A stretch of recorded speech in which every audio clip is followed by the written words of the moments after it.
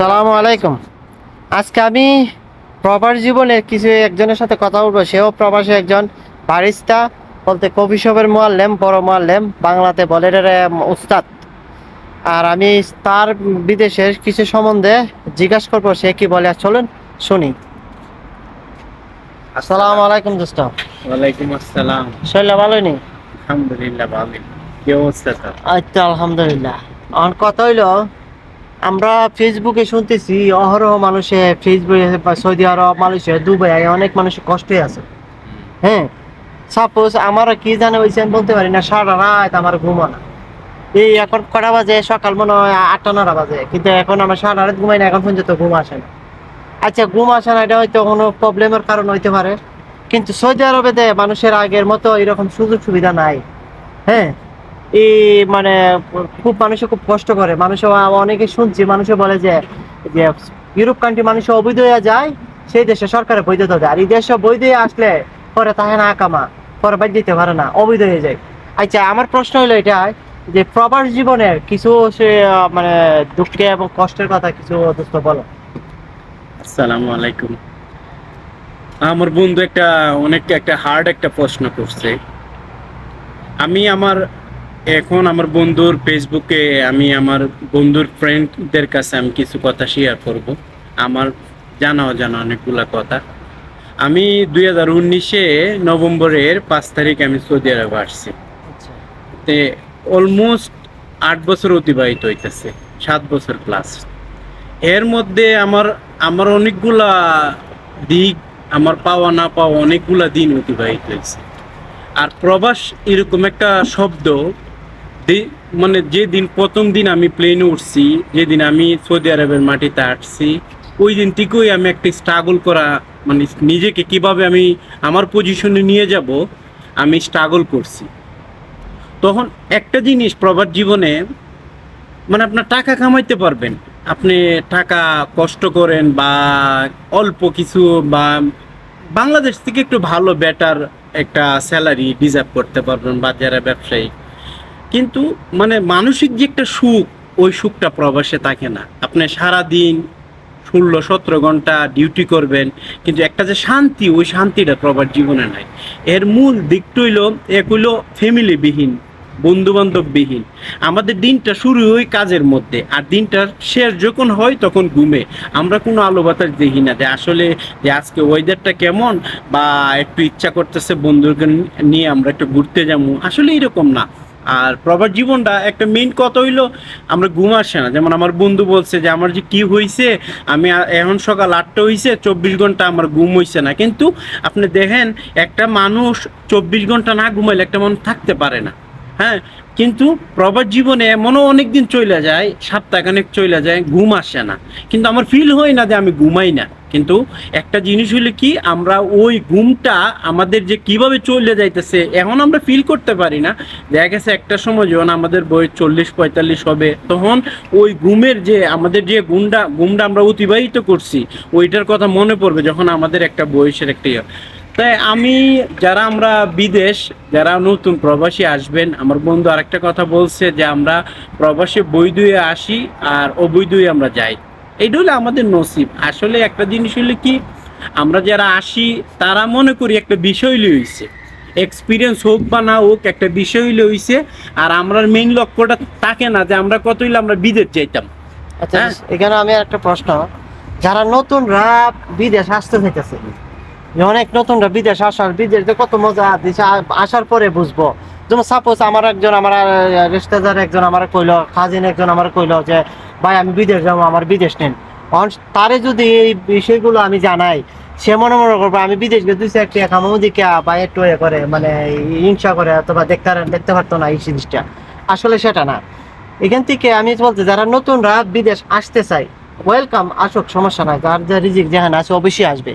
কিন্তু আমার প্রশ্ন হলো এটাই যে বিদেশ আসার জন্য টেকনিশিয়াল, হ্যাঁ, যেন অভিজ্ঞতা সম্পূর্ণ, কতটা গুরুত্বপূর্ণ। আর যারা একদম কিছু অভিজ্ঞতা না নিয়ে আসে বিদেশে, তাদের কিছুটা মানে কি গুরুত্বপূর্ণ এবং কি তাদের কার্যকারিতা, এটা একটু মানে শুনতে চাই। বলার জন্য আচ্ছা, ধন্যবাদ আমার বন্ধু ফুকনকে, অনেক ধন্যবাদ। আমরা যারা বিদেশ আসি, দেখা গেছে যারা নতুন আসবে তাদের উদ্দেশ্যে আমার একটুই কথা, যে আমার বন্ধু বলছে যে আমরা যদি বলি তারা মনে হয় ফিল করে সে আমি 2টা টাকা কামাই, এটা পছন্দ করে না।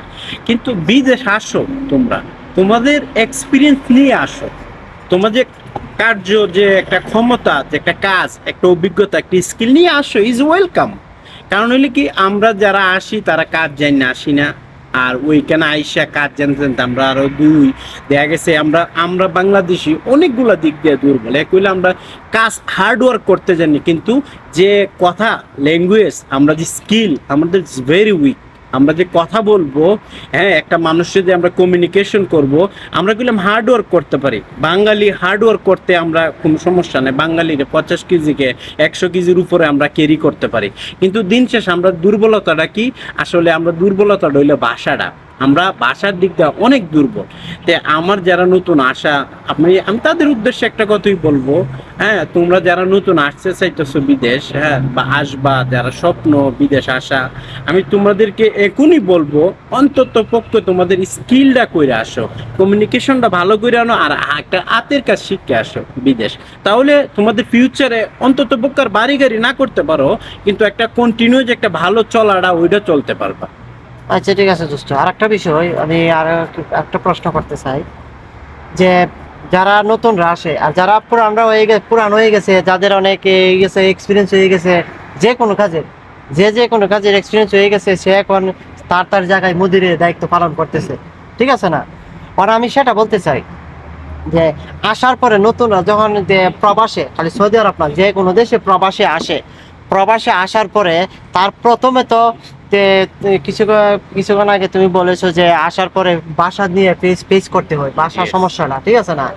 দ্বিতীয়ত বলা লাগে যে কাজ না জানার কারণে এই যে কি তো ফেস করা লাগতে পারে। সাপোজ আমি একটা কাজ জানি কিন্তু আমি ভাষা জানি না, ভাষা না জানার কারণে আমি যে 200 টাকা বেশি বেতন পাইতাম, আমি ভাষা না জানার কারণে আমার এখানে 200 টাকা কম দেবে বেতন, ঠিক আছে না? Yes. নতুনদের অবশ্যই এই জিনিসটা মাথায় রাখতে হবে, মানে আসা যাতে দেশ থেকে যদি কাজ যায় না এতে আর ভালো। আর যদি ওই দেশের থেকে অনলাইনে ইউটিউবে অনেক অ্যাভেলেবেল আছে ভিডিওগুলো, দেখে কিছুটা সামথিং যাতে চলাফেরার মতো জানতে পারে, সবচেয়ে ভালো। এখন যারা নতুনরা এই জায়গায় আসে তারা তো এই ভাষা এগুলো ফেস করেই, মানে সমস্যা ফেস করেই। তাছাড়া আর কি ফেস করতে হয়, মানে ফেজের সম্মুখীন হতে পারে, অসম্ভাবনা থাকে নতুনদের বলতে, এই বিষয়ে কিছু যদি বলতা সবচেয়ে ভালো হতো। আসলে আমরা যারা মানে নতুন যারা বিদেশ আসবে, আমাদের যদি মনে করি যে আমি অন্য দেশে যাব, নতুন আসবো বিদেশ, মিনিমাম 5-6 মাস আগ থেকে একটা টার্গেট নিতে হবে। আর এখন দেখা গেছে সোশ্যাল মিডিয়ার যুগ, এখন পুরা দুনিয়ার খবর আমরা মোবাইলে দেখতে পারি। ইউটিউব আছে, মেসেঞ্জার আছে, ফেসবুক আছে, টিকটক আছে, এগুলো একটা মাধ্যম, এগুলোতে আমরা অনেক কিছু দেখি। যে কোনো কাজ ফার্স্ট আমার যারা নতুন আসবে তাদের কাছে আমার একটি আবেদন, তোমরা কাজ শিখে আসো, ইনশাল্লাহ অন্তত পক্ষে তোমরা ভালো চলতে পারবা। তোমার এই যে একটা প্রবলেম ফেস করতে হয়, এইগুলো আর করতে হইবে না। ঠিক আছে, যাই হোক দোস্ত, আমার নতুনদের জন্য অনেক সুন্দর একটা বয়ান রাখছে, যে যেই হোক।